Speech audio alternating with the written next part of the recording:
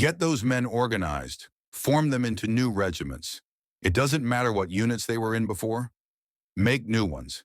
Yes, sir. Move it, men. Get into formation. Hurry up.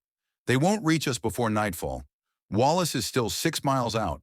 Send word for Wallace to march here immediately with his troops. Sherman, get your men mounted on the first day of the Battle of Shiloh. Around 40,000 Confederate soldiers launched a surprise attack on the Union forces and began driving them back. It was the largest offensive in American history up to that point. When Grant finally arrived at Pittsburgh Landing, confusion reigned. Officers couldn't find their men, and soldiers didn't know where their units were. Grant quickly began to take stock of the situation.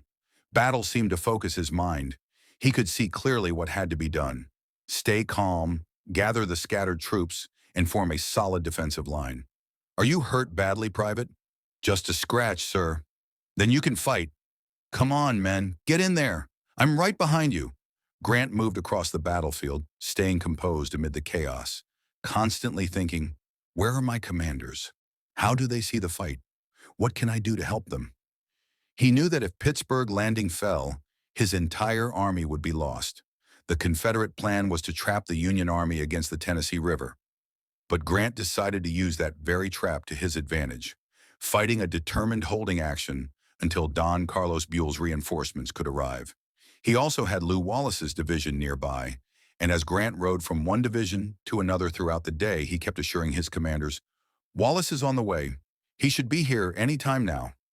Though confusion and disorder surrounded him, Grant maintained remarkable composure.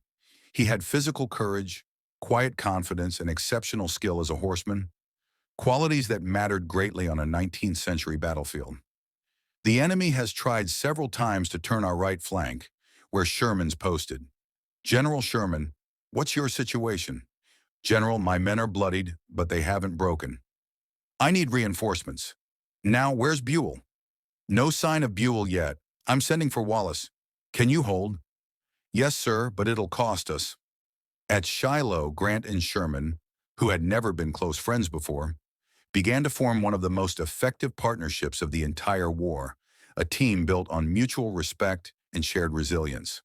While much of the Union Army broke apart in panic and retreated, Sherman managed to slow the Confederate advance. Still, Grant knew that to have any chance of surviving the battle, he would need Lew Wallace's division. But confusion spread among Wallace's men about which route to take to the front, and as a result, Wallace never arrived in time. As the Confederate forces pressed forward, the fighting became tighter and more intense, a chaotic, savage struggle.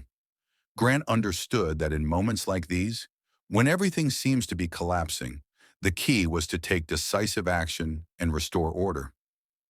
Unlike anything in my experience before that day, Grant later recalled, we were forced onto the defensive. The enemy's aim was simply to throw their men at us without any regard for their own losses. Realizing that his army was on the brink of being overrun, Grant saw that he had to buy time. The first day at Shiloh went badly. Confusion, noise, and the friction of battle seemed to dominate the field. No one had a perfect grasp of the situation at first. Yet Grant, through hard-earned instinct, could still envision how the fight might end, even as everything around him fell apart. He began to plan a gradual withdrawal, forming one defensive position after another, trading ground for time until reinforcements could arrive. Orders went out to all division commanders. Hold your positions at all costs. Grant's men built a defensive line along a deep ravine. The Confederates were forced to descend into the ravine and then charge uphill into a storm of Union musket and artillery fire. They were beaten back under the withering barrage. Soon, word passed down the Confederate ranks. The attack was over for the day. General Beauregard ordered his men to halt. They would resume the battle in the morning. From his horse, watching the enemy fall back, Grant remarked, "Not beaten yet, not by a long shot." His stubborn determination defined him. He simply refused to believe he could be defeated. By nightfall, it had been a punishing day for the Union Army, but they had not been driven from Pittsburgh Landing. They still held that crucial ground. Across the river, Don Carlos Buell's forces were finally beginning to arrive, and Union gunboats on the river hurled shells into the darkness, keeping the Confederates at a distance. Grant possessed a rare ability to read a battlefield, to look at the terrain and instantly know what could be defended and what could not. At Shiloh, he realized the Confederates had spent nearly all their strength just reaching that point. If, during the night, Buell's troops could be ferried across the river and Grant's shattered divisions could be reorganized for a dawn counterattack, then the Confederate army might not just be stopped. It could collapse entirely. Grant was determined to stand his ground and fight. Every lesson he'd ever learned came into play in making that choice. This was the moment when Grant truly became the leader history remembers. On this day, every advantage belonged to the Union. We were now the ones pressing the attack. Forward! Let's go! The Union troops pushed the Confederates back all day long, just as we had been forced back the previous day.